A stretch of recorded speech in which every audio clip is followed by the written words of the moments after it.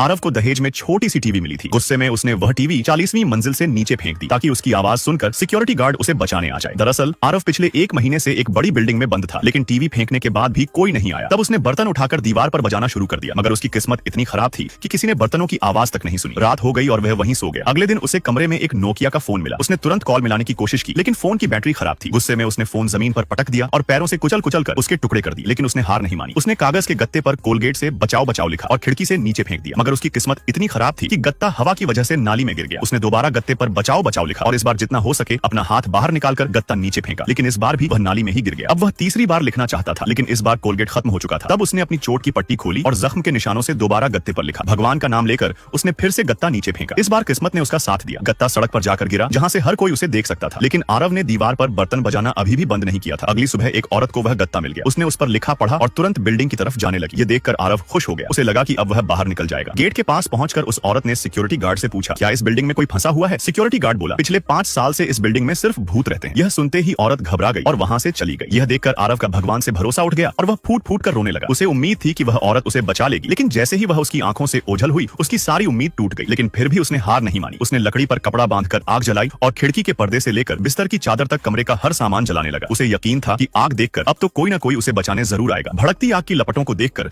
आरव पागलों की तरह नाचने लगा और बाहर जाने के सपने देखने लगा। लेकिन आग इतनी भयानक हो गई कि उसकी हालत खराब हो गई। उसे लगा कि कहीं बचाए जाने से पहले ही वह इस आग में जलकर न मर जाए, इसलिए उसने तकिया उठाया और बड़ी मुश्किल से आग बुझा दी। अब उसने सोच लिया था कि अगर इतना सब करने के बाद भी कोई उसे बचाने नहीं आया तो उसे खुद ही बाहर निकलने का रास्ता ढूंढना होगा। उसने खिड़की की सरियों को तोड़कर बाहर निकलने का फैसला किया, लेकिन सरिया तोड़ना इतना आसान नहीं था। वह दिन रात आरी से उसे काटने लगा, मगर सरिया पर निशान तक नहीं पड़ा। फिर उसने उसे जलाने की कोशिश की। कई घंटों तक जलाने के बाद सरिया गर्म होकर नरम पड़ गई। तब उसने पूरी ताकत से उस पर लात मारना शुरू कर दिया। काफी चोट खाने के बाद आखिरकार एक सरिया बीच से टूट गई। उसने सरिया हटाई और डरते डरते बाहर निकलने की कोशिश करने लगा। उसने ऊपर की बची हुई सरिया को पकड़ा और धीरे धीरे नीचे वाली सरिया पर पैर फंसाकर नीचे उतरने लगा। लेकिन तभी उसे याद आया कि थोड़ा नीचे जाने पर वहां सरिया नहीं बल्कि सीधी मजबूत दीवार है। फिर भी वह बिना डरे नीचे उतरता रहा। करीब 1 घंटे बाद वह थोड़ा ही नीचे पहुंच पाया था कि अचानक उसका पैर हवा में लटक गया, क्योंकि नीचे पैर रखने के लिए कोई सरिया नहीं थी। घबराकर उसने अपने पैर वापस ऊपर की सरिया पर फंसा लिए। फिर बिना देर किए उसने अपनी बेल्ट निकाली और सरिया पर बांध दी ताकि वह नीचे की तरफ लटक सके। वह भगवान से प्रार्थना कर रहा था कि बेल्ट उसका वजन संभाल ले। किसी तरह बेल्ट के सहारे वह 30वीं मंजिल तक पहुंच गया और अपने पैर खिड़की की रेलिंग पर टिकाकर एक बालकनी में पहुंच गया। लेकिन किस्मत इतनी खराब थी कि खिड़की पूरी तरह बंद थी। अब सवाल ये है, क्या आरव वहां से बाहर निकल पाएगा? और अगर आप उसकी जगह होते तो क्या करते? कमेंट में जरूर बताइए। और नेक्स्ट पार्ट के लिए वीडियो लाइक और चैनल को सब्सक्राइब करना मत भूलिए।